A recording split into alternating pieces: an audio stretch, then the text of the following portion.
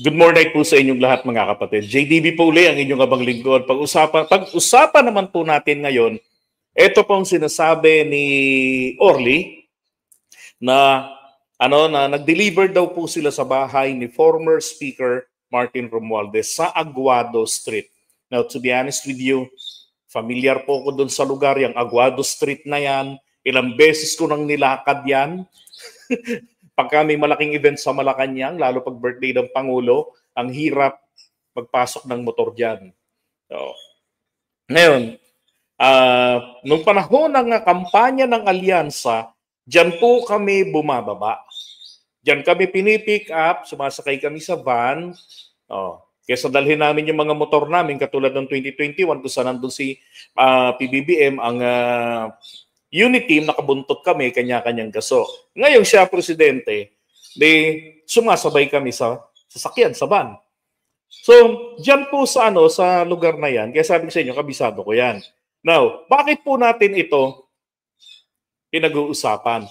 Dahil po, palapit na ng palapit, tama ka, Victor, palapit na ng palapit, no? Ikino-connect na nila kay PBBM. And if you could still remember, hindi ho ba, I believe that was last year, mga ganitong panahon din yata yun, sabi ng mga DDS, ay meron daw pong S. Parang doon sila bumabatak. Okay, ano ba tawag doon? Sa batakan ng S. Alam ko pag Chongke, batakan. Pero pag yung S, di ko alam kung ano eh. Pero doon daw po sa compound ng Malacanang. Pero ang totoo, hindi naman, meron po talagang nahuli na mangilang-ilang mga kalalakihan po ang nahuli, pero hindi po doon mismo sa Malacanang compound. And I'll show it to you later. Now, dito naman po ngayon, ang napansin ko is the same pattern. Di ba, TPL3, mapansin mo, kung maalala mo yun. No, Arnel Mendoza. Sabi nila dati, doon din sa compound ng Malacanang. Pero malapit sa St. Jude Chapel yun. Lugar na yun. So ito na. Ngayon na naman, inuulit naman nila.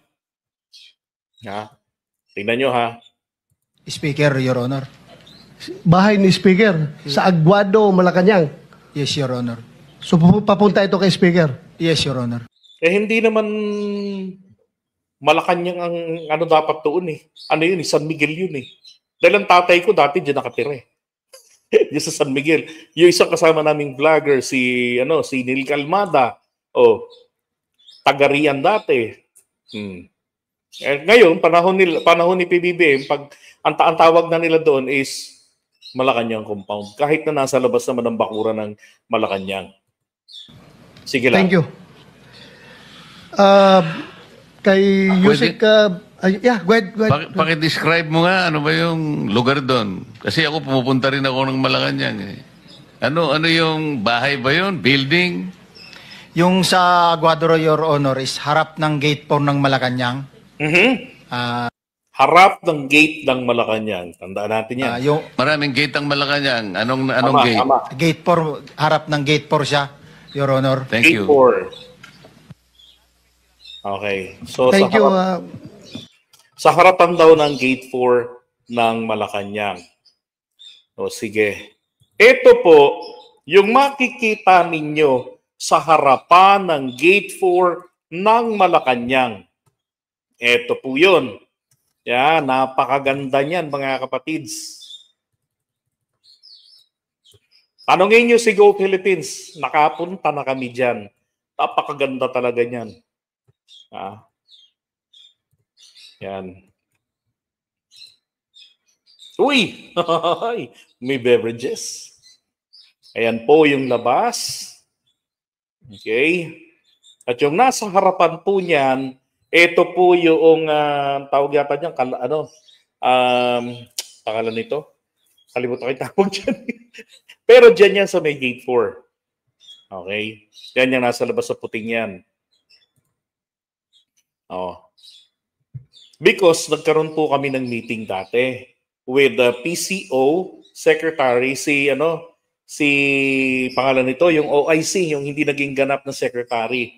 Na ngayon ay bumalik ngayon kay Isko Moreno. Yun. Oh. Yan po. Kung ang naiisip nyo po, ito ay restaurant, yes, it is a restaurant. Okay? Yan o.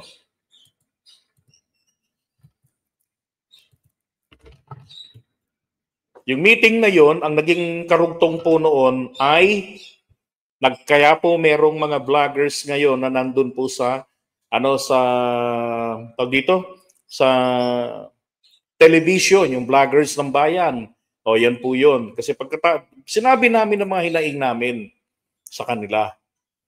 Ano yung mga kailangan namin, para naman tumaas ang kalidad ng political vlogging ng mga supporters sa PBBM.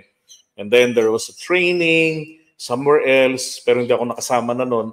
Tapos ang mga ilang araw at linggo, nandiyan na sila sa sa TV station. Mami Peng was there before. Okay, so restaurant yan. Anong restaurant ito? Ito po ang Cabel Restaurant. Yeah, that's a Cesar Chavez. Tama po kayo. Yan po ang Cabel Restaurant. Okay? Ang address po nito is 1153 JP Laurel, Corner Aguado Street, San Miguel, Manila. Hindi po Aguado Street, Malacanang. Mga taong may mataas na pinag-aralan. Diba? Pero sablay-sablay dito. Yan ang detalye nila. Baka gusto nyong magpa-reserve. Senator Bato de la Rosa, Rodante, Marcoleta. Baka gusto nyo lang naman. Okay? Ngayon naman, pakikita ko naman po sa inyo, teka, ano ba yung pinaka-itsura ng fasad nito? Teka ha. Andito yan eh. Teka. Ito ho, mga kababayan. Ito po yung kanto ng San Miguel. And then itong portion na to, yan ang Aguado. Okay? Yan po yung tapat talaga ng Malacanang, ng Gate 4. Ay, nako. Ngayon, eto naman, puntahan naman natin yung Google Map. Ito tayo ng Google Map.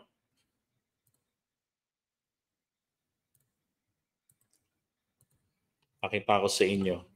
Loko tong mga taong ito eh. Mabuti na lang ngayon po ay meron ng social media. Alis po na ako dyan. So, ito po yung Cabel. So, ito yung Aguado Street. So, kung kayo po ay pamilyar dito po sa may Legarda. Okay? Dito sa Mindiola. Ito. Yan. Mindiola. Ito, recto. Tapos ito, Mindiola.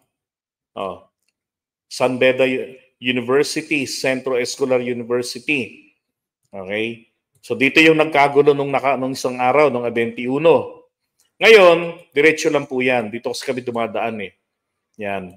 Papunta yan ng, bago dumating ng, makalampas ng NTC, National Teachers College. And then bago ka dumating ng TIP. Tapos may isa pang branch ng TIP dito po. So PLDT, 7-Eleven, Petron. Then pasok ka rito sa Arlegui Street. May gwardiya dyan.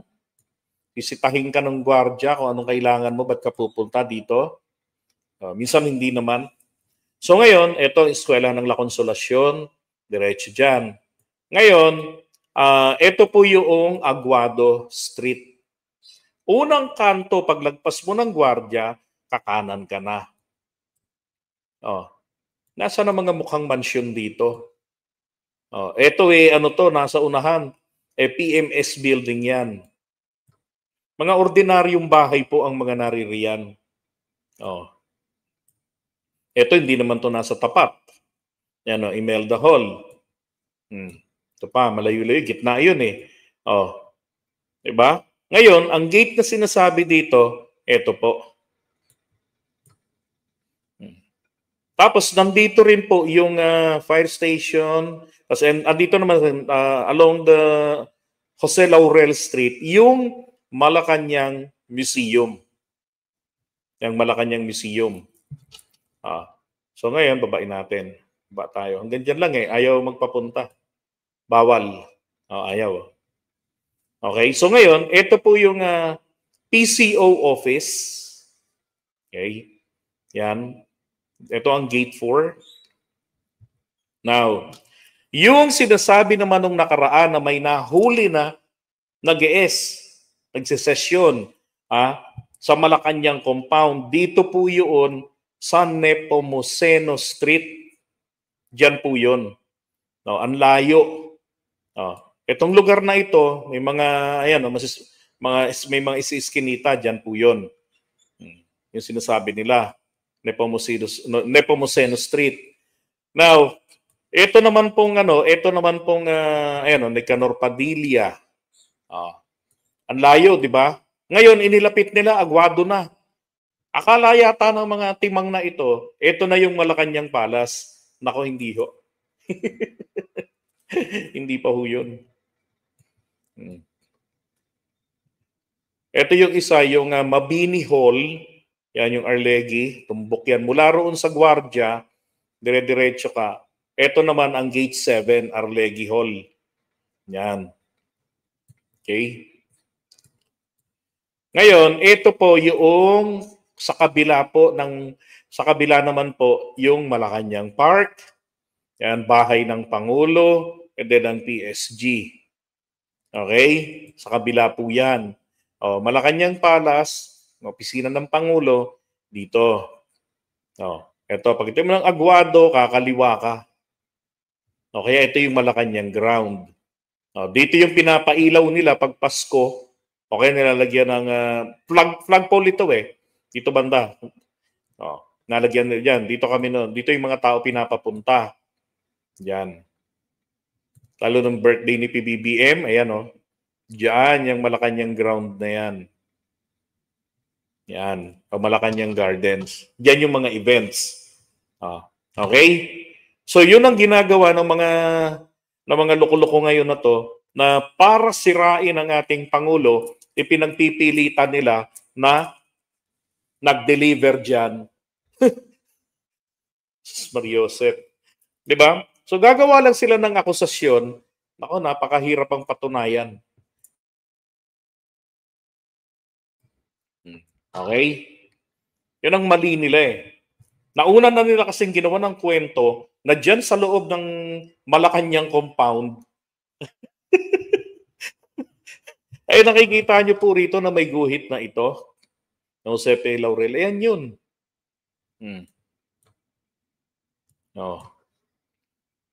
Yan yun.